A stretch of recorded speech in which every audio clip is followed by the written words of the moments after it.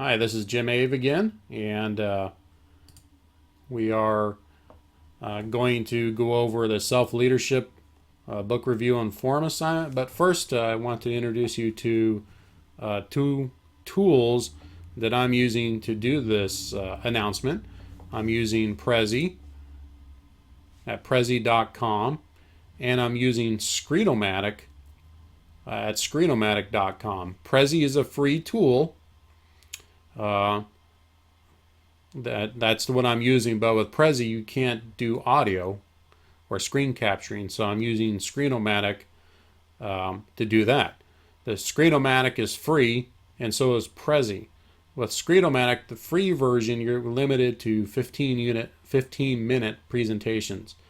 With the Pro version of Screenomatic, you can do longer presentations or screen capturing. And you can do some editing when you make mistakes, like I typically do. So, again, oops, let me go back. We're going to go over this self-leadership book review and form assignment. So let's talk about what you're going to do with this assignment. Oops, forgot to tell you what you're going to do. You have accepted the invitation to write a book review from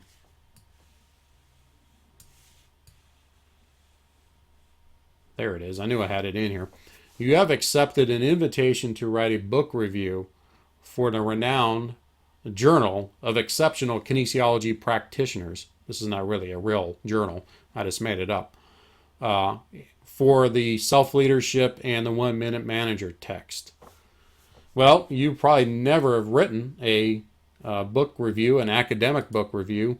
So I've provided you helps within the Moodle website, or actually these are links, not here on the presentation, but within Moodle there is a resource says external links. And so I have this Writing with the Writers, write a book review with Rodman Philbrook. I have the hyperlink there in Moodle. And I also have the hyperlink for the Literacy Education Online writing book reviews. And then I have a document by Belcher, writing the academic book review by Wendy Belcher. So you can review those on how to write your book review for this particular assignment. Obviously, you're going to read the textbook and then write it. So the assignment requirements is, I don't know why sometimes students get confused at this first part, number 1, where it says place the APA reference page format at the top of your first page, not the title page. I'm just asking you, you have your title page, and on the very top of your front page, how would you cite that reference, the textbook, the self-leadership book, in the reference page? Hint, hint, go look at the syllabus, and I've got it there. You can just use that format and place it right there at the very top of your page 1 of your paper, not on the title page, the very first page. Don't skip more than one paragraph. Just hit enter on your keyboard and do the rest. Okay? It's an easy 2 points. I just don't understand. Students get confused by that all the time. So hopefully you'll get your 2 points for that. All right, so the rest of your paper is as listed here and in the syllabi. You're going to have one paragraph identifying the thesis of the book. What is the thesis? What was the main point that the authors wrote this book for? Why did they write this book? What's the main purpose? And did the authors achieve the stated purpose of the book? I just realized a mistake in my description here. It should be authors. It should be plural because there's more than one author. So did the authors achieve their stated purpose of the book? If so, why? Okay, so that's one paragraph. Then next part is 1 or 2 paragraphs summarizing the book. What's the book about? Now, this is the challenging part for me and you. I don't want you to just use the description that's contained in the flyleaf of the book. Use your own words. Cite your sources. You should be citing the text, the source throughout this this book review. Okay, summarize the book in 1 to 2 paragraphs. Then you're going to have one paragraph on what you think is the book's strengths. What worked for you? What didn't work for you? As the weakness. That's the second part. One paragraph on the book's weaknesses. So what was good about it and what wasn't so good about the book. That's the 4th and 5th section. Then the next part is the most important part. I want you to provide me 4 to 6 paragraphs discussing the implications that this book could have in you at your work site and or in your profession. How can you apply this information? There's some really good principles in this book. That's why I picked it. I read it a few years ago and says, this is good information. I want you to use this material in your future. How can you use that?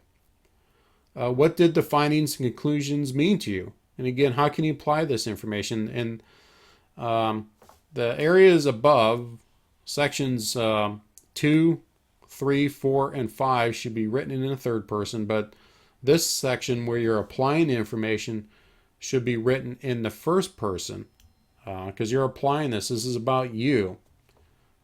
So make sure you do that. Oop, not done here. I got some other things I forgot to say that I want to say in here.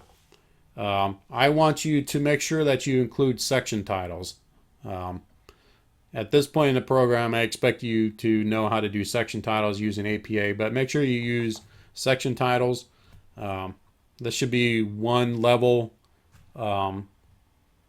paper, so I think they should be centered and bolded for your section titles. Okay. So you're also going to have a forum discussion here. I'm going to post a statement or a question for you in the forum. Then I want you to post your response, at least a page in length, to the posted question or questions statement in the forum. And then, in addition to that, you're going to respond to 4 other students' responses. Your initial response to my question is worth 10 points. Your responses to the 4 other students are 5 points each, for a total of 20 points. As always, your responses to other students should be thoughtful and well developed. A minimum of a paragraph. A minimum of a paragraph. When you respond to me, it's usually going to be a page in length, 3 to fully developed paragraphs. I'll use the threaded discussion scoring rubric that I have in the syllabi to assess these forms. Now I want to show you some other things that you can do with, what is this thing called? Prezi. Now the thing when you do a video, you have to put your microphone by your speakers in order for other people to hear it. I learned that a little while ago, so I'm going to pick up my microphone and put it by my speakers while I play the video. And that was a disgraceful performance, in my opinion. We threw that game. We gave it away by doing that. We gave them the friggin' game. In my opinion, that sucked. What's that? Playoffs? Don't talk about playoffs. You kidding me? Playoffs? I just hope we can win a game.